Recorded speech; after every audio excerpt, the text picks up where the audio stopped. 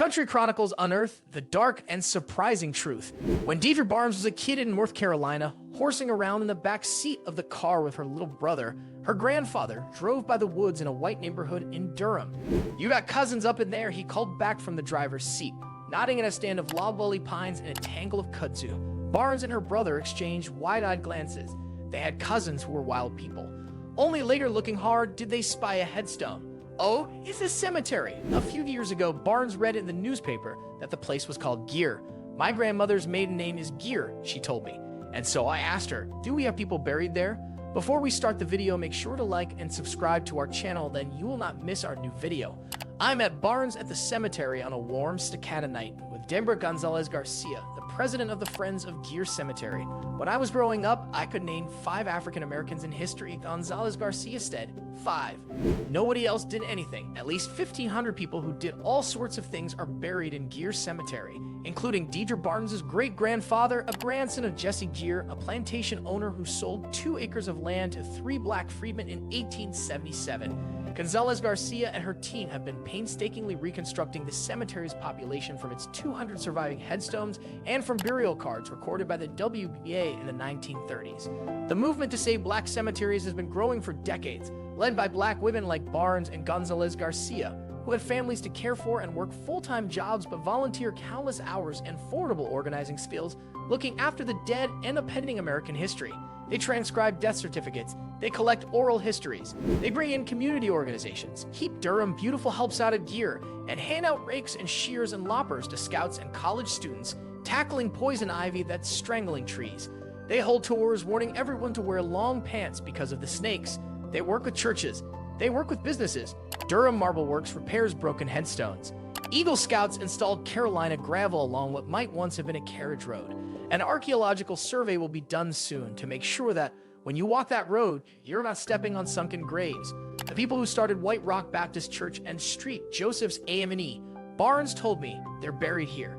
She and Gonzalez Garcia seem to know each epitaph, telling story after story about African-American families who thrived in the early years after Reconstruction, getting college degrees, starting businesses, only to lose most of their gains to segregation and swindles.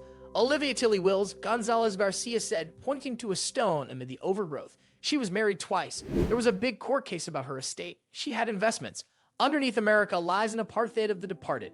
Violence done to the living is usually done to their dead, who are dug up, mowed down, and built on. In the Jim Crow South, black people paid taxes that went to building and erecting Confederate monuments. They buried their own dead with the help of mutual aid societies, fraternal organizations, and insurance policies. Cemeteries work on something like a pyramid scheme. Payments for new plots cover the cost of maintaining old ones. Perpetual care is everywhere notional, but that notion relies on an accumulation of capital that decades of disenfranchisement and discrimination have made it possible in many black communities, even as racial terror also drove millions of people from the South during the Great Migration, leaving their ancestors behind. It's amazing that Gear survived. Durham's other black cemeteries were run right over. Hickstown's part of the freeway, Gonzalez Garcia told me, counting them off. Violet Park is a church parking lot. What would it mean for the future of the United States to mark and honor these places? In 2019, the 400th anniversary of the arrival of the first captive Africans in Virginia, members of Congress from North Carolina and Virginia, inspired by volunteer organizations like the Friends of Gear, introduced the African American Burial Grounds Network Act. Last year, an amended version passed unanimously in the Senate. It doesn't come with any money, but if it's enacted, it will authorize the National Park Service to coordinate efforts to identify, preserve, and interpret places like Gear, Hickstown, and Violet Park. Federal legislation might also provide some legal clarity. A few years ago, a Gear neighbor took down a giant tree. As it fell, it crushed a row of headstones. They're pinned there still. There's little the Friends can do about that. They don't own the land. Legally, this place is considered abandoned.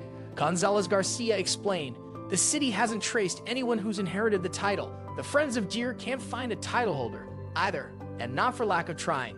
Their work is guided by the principle that descendants, people with bodies in the ground, should decide what to do with the cemetery. They've so far found about 50. They're still looking. Meanwhile, that same principle, that descendants decide, lies at the center of a widening controversy about human remains in the collections of universities and anatomical and anthropological museums. It has led to a proposal for another piece of federal legislation modeled on the 1990 Native American Graves Protection and Repatriation Act, NAPRA, but for African American graves, an opera.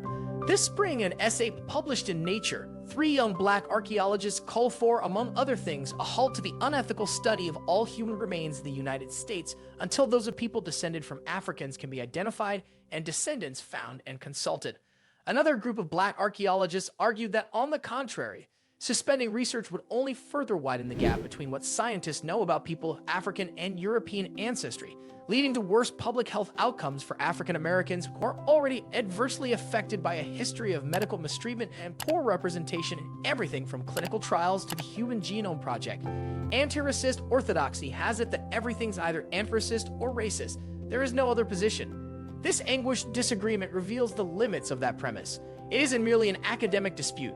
The proposed Burial Grounds Network and Graves Protection Acts are parts of a larger public deliberation, lest the always elusive national conversation that a quieter collective act of conscientious mourning expressed too in new monuments and museum exhibits. History gets written down in books, but like archaeology, it can seep up from the earth itself, from a lonely underground of sacred, ancient things. Gravestones tucked under elms and tangled by vines. Iron-nailed coffins trapped beneath pavement and parking lots and highway overpasses. How and whether the debates over human remains get resolved holds consequences not only for how Americans understand the country's past, but also for how they picture its future. The dispute itself, along the razor's edge between archaeology and history, is beset by a horrible irony. Enslavement and segregation denied people property and ancestry, but much here appears to turn on inheritance and title. Who owns these graveyards? Who owns these bones? Who owns and what is owed? When I went to Deer Cemetery, dusty with Carolina gravel, I was about midway through a road trip from New Hampshire to Florida. I plotted a route that would take me through battlefields in today's history and archaeology wars. I started out in Portsmouth, a brick city founded in 1652 along the Piscataqua River and the site of the northernmost African burial ground memorial in the United States, and I ended in the Tampa Bay area on the Gulf Coast, incorporated in 1866, where a half-dozen paved-over black cemeteries holding thousands of graves have been found in the past 2 years alone, including under a parking lot at the Rays baseball stadium, Tropicana Field. In an interview Toni Morrison gave in 1989, she explained why she'd written Beloved, a novel whose title is an epitaph. There is no place that you and I can go to think about or not think about, to summon the presences of or recollect the absences of slaves, she said. No marker or plaque, no museum or statue. If you find this video useful, don't forget to like and subscribe to our channel.